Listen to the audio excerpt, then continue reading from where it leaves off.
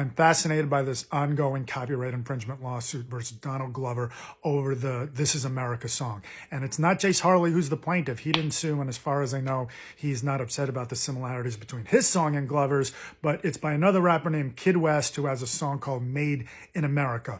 And it's hardly the first Your Song Sounds Like My Song lawsuit. There have been so many of them these days, but this is the only one that I know of that directly states and explicitly implicates a rapper's flow.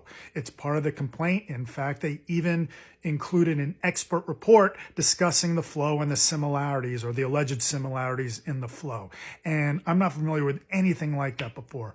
Looking back, I can think of 2 copyright infringement lawsuits recently that might have implicated the flow. One of them was against Lizzo. It was people who worked with her on an early song, and then later she did Truth Hurts, and they sued over the similarities. There aren't many similarities to the song except for the DNA lyric, which is not original to either of them, and the flow, which is Lizzo's own flow. And the other one is the lawsuit versus Ariana Grande over 7 Rings. I know Ariana's not an MC, but if you listen to the 2 songs and try to spot the similarities, tell me if the only thing that's there isn't the flow. However, neither of those were explicit about there being the flow, and Kid West's lawsuit against Childish Gambino is.